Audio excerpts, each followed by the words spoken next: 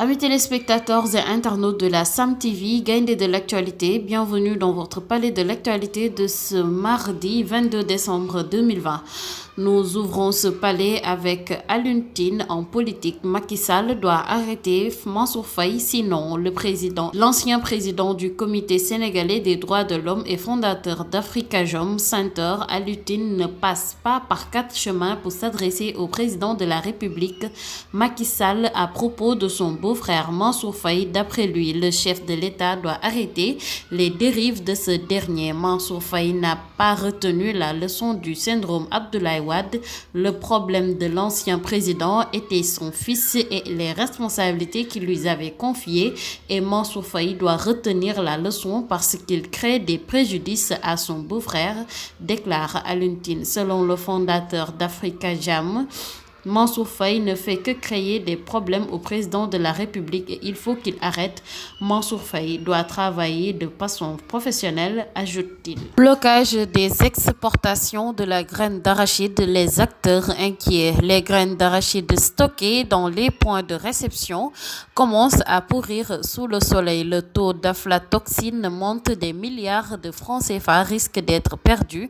Les exportateurs sénégalais interpellent les autorités. Les campagnes de commercialisation de l'arachide se succèdent mais ne se ressemblent pas. Cette année, les exportateurs sont toujours dans la tourmente à cause du blocage des opérations de vente à l'étranger. Pour les membres du collectif des producteurs et exportateurs de graines d'arachide COPEGA, le manque à gagner et les risques sont énormes. Nos stocks commencent à se détériorer sous l'effet du soleil.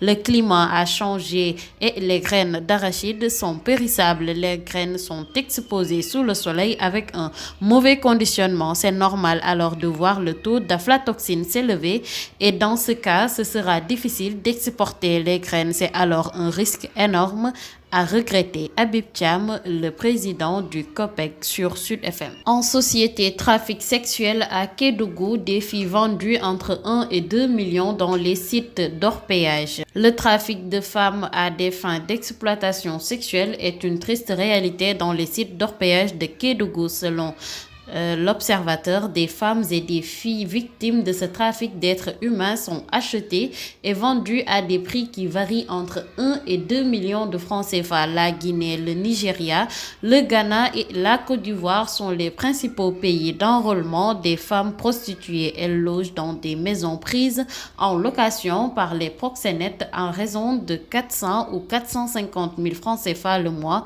et chaque jour, après des passes interminables, chaque fille de joie verse 200 000 francs CFA. Une Belge tuée à Thiès, les aveux glaçants du mari. Monsieur Sarr, présumé meurtrier de son épouse belge José Christiane, tué et enterré dans un champ à côté de l'autoroute à péage sur la route de Tasset, passe aux aveux devant les enquêteurs.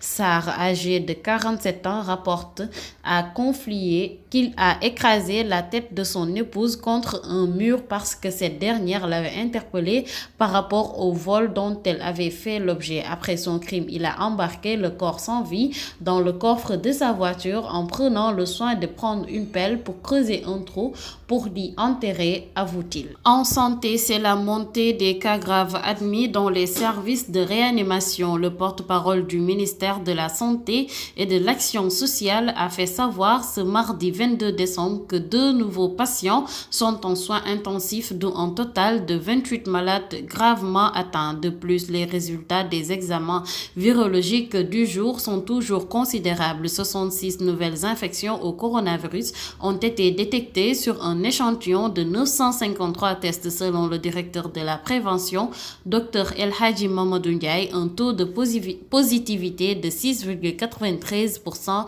est ainsi repéré vers la barre des 18 000 cas positifs au coronavirus mis Mieux, le docteur El Hadji Mamadou Ndiaye a signalé qu'un décès lié à la COVID-19 a été enregistré hier lundi 21 décembre dans une structure sanitaire du pays. Le porte-parole du ministère de la Santé et de l'Action sociale a annoncé cependant la guérison de 30 patients hospitalisés.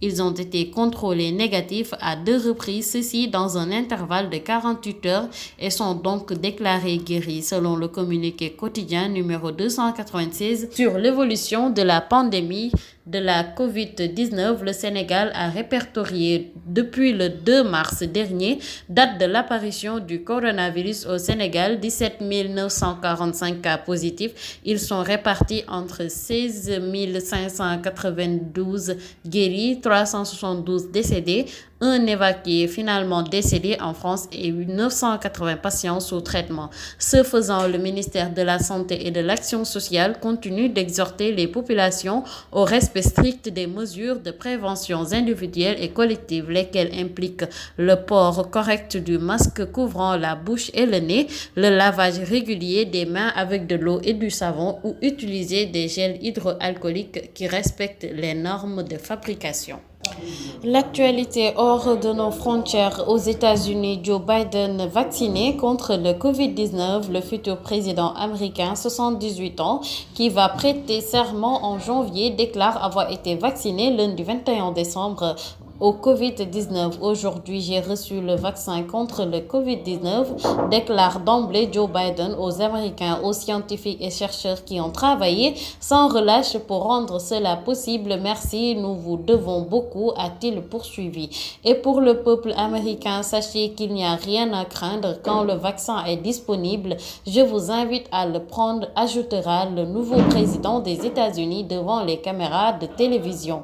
L'injection du vaccin Pfizer, le premier des 2 remèdes déjà autorisés aux États-Unis, s'est déroulé dans un hôpital de Newark, dans son état du Delaware. Future première dame américaine Jill Biden a aussi reçu la première dose du vaccin lundi, selon l'équipe de transition.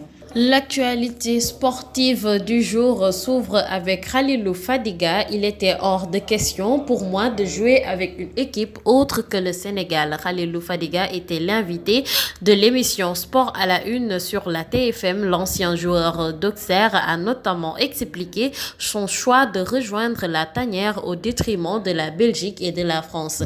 Le Sénégal au lieu de la France et de la Belgique. Khalilou Fadiga porte une affection particulière pour le Sénégal de ses ancêtres. Sollicité par la France et la Belgique, l'ex numéro 10 de la tanière avait choisi de défendre les couleurs du Sénégal, un choix qu'il ne regrette pas, a-t-il fait savoir dans Sport à la Une sur la TFM.